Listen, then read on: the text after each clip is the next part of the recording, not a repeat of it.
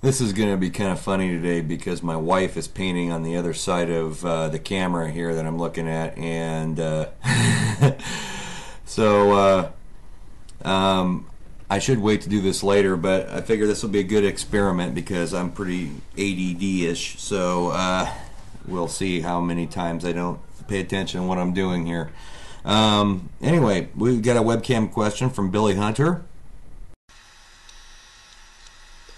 Hey Anders, question coming to you from London in England.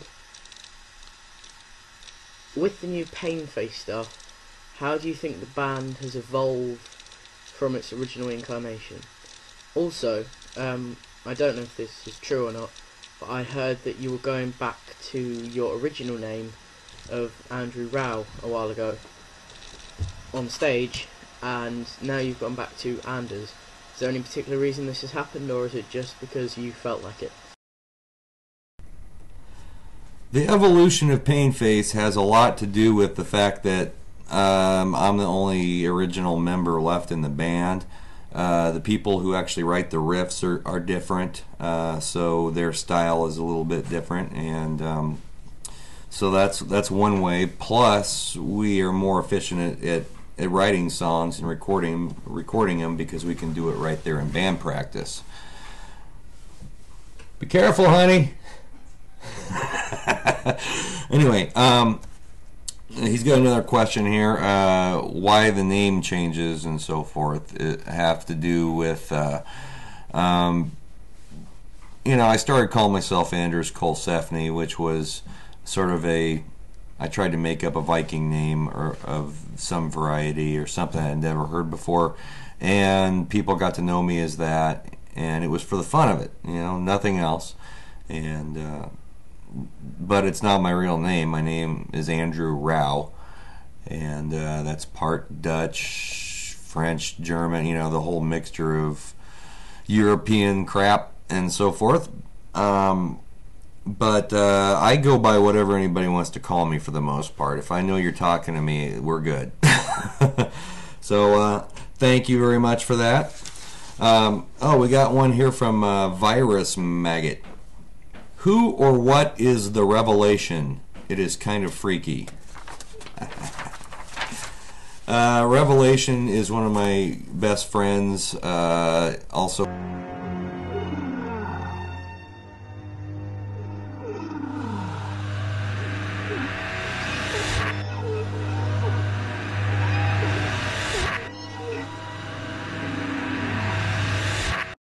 And that's all I know. So that is Revelation. Now, coming from Sam Willard, he's got a number of questions here because he's a drummer and wants to know about some drumming things. Who thought of the idea of doing custom percussion in Slipknot? Well, Sean and I both kind of came up with that idea. It wasn't a brand new, out of the blue idea. It was, just like everything else that everybody does. They see stuff they like, and they see other things they like, and they try to combine them and create something completely different from stuff that already existed. Do you still drum today? Only when our drummer can't make it to band practice. Well, actually, in Painface, I'm not going to try to play what Mike's playing because he's 23 years old and he's ridiculous. Do you like the idea of custom percussion? Sure. Do you think other bands should experiment with it? Only if they want to. Alright, this one's from David Pritt. He's one of the MFKR1 guys, and he asks how many times I have seen Slipknot since my departure from the band. Once.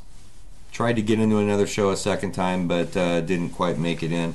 And how long after I quit the band before I first saw them without me? And it was probably about a year, right before they went on the Ozfest tour. They played one last show at probably the smallest place they'd ever played since then, and that's the Safari Club, which turned into Harry Mary's, which is now a place you have to have a college ID to get into, and they don't have bands anymore, which is so I saw them then, and it was awesome. The place was packed. I was right in the middle of the slam pit, showing my support. good time, but I haven't seen him since. They don't play around here very often. Now, here's one from Ryan Hobson, and he asks if I have ever gotten any royalties from Slipknot for them using anything that... No, and I never asked for royalties. They're my friends. They didn't kick me out of the band. I quit voluntarily, so it's not like I could, blame them or anything. Let them have their thing. The amount of royalties I would have gotten off of what I wrote would not have been tremendous, I imagine. So I always chose to take the high road. They were my friends before we were bandmates, and as of the time I left the band, nobody in the band had made a dime. So thank you, Ryan.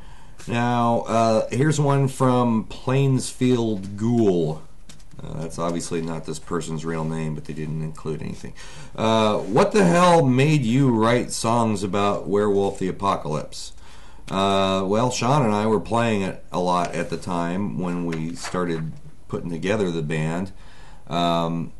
So it was naturally just something we kind of progressed into. We both enjoyed the hell out of it, and I'd still be playing it today if I had enough time and I had people around me that were interested in playing it. But I'd get pretty in detail with it. I kind of geeked out on it. Loved the role-playing games.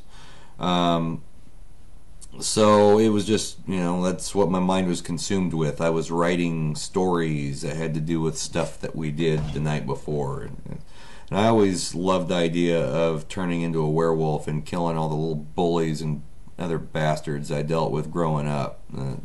Not a big fan of bullies. Yeah, Anders Smash. Anyway, thank you for that one.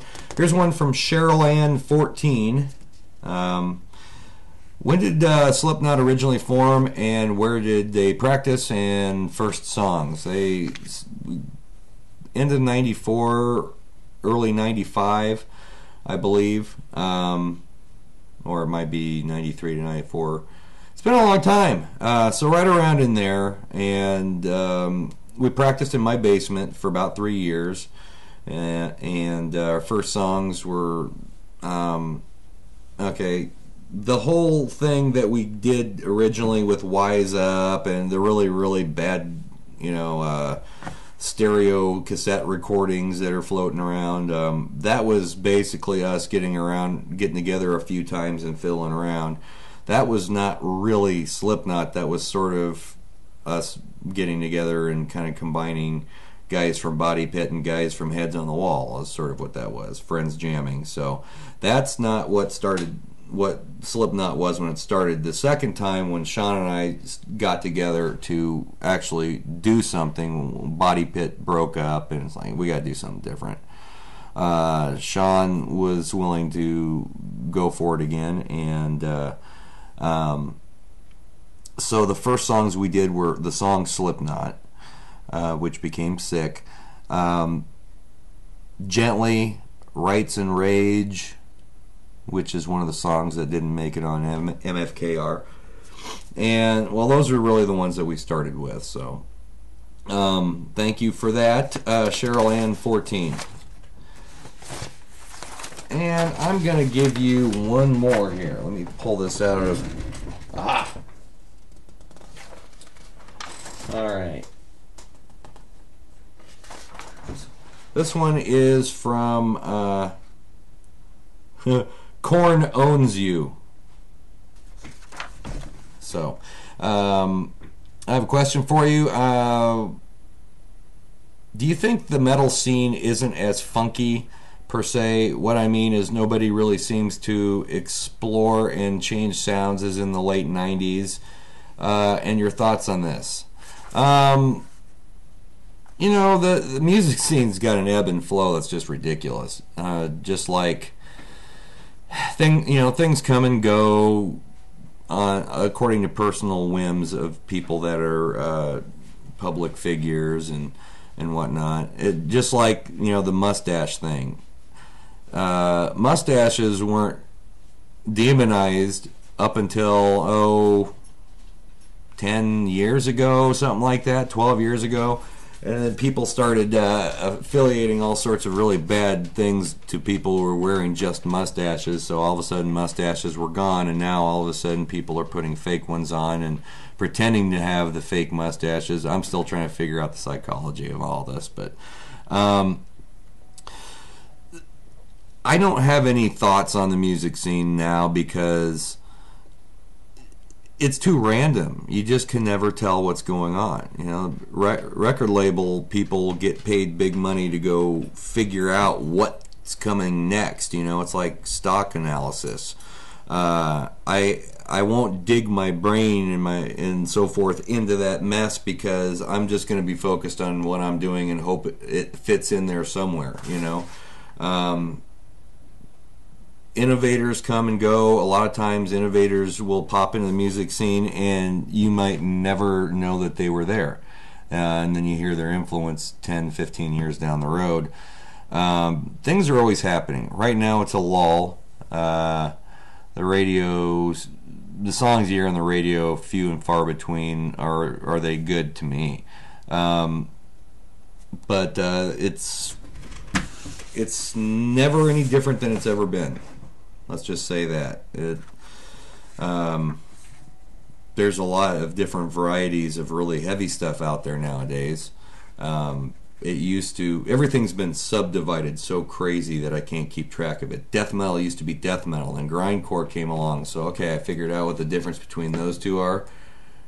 And now there's all sorts of other stuff that have popped into it, and I'm not good at just pointing out different varieties of music, except for the big major ones. To me, metal is metal is metal.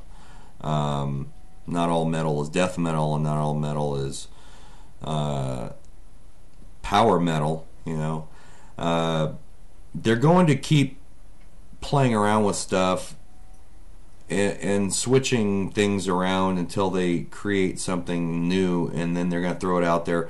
There has been a lack of anything that sounds remarkably new to me lately.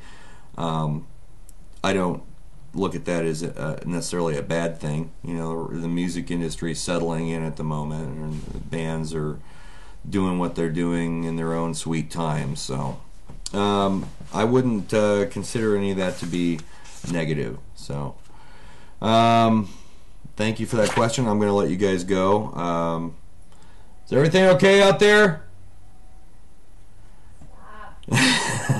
My wife says stop. Anyway, we'll get another one up for you Wednesday night. On Wednesday nights, excuse me. If you have any questions, continue to please send them to me. And if you ask me a question that's already been asked, as I've said, sometimes I'll group them all together and your name might not be said, but I'll try to get everything in here that I possibly can. Otherwise, you guys have a wonderful weekend or week. I don't know when this is airing. This might air on a Wednesday night. You guys take care. Anders out.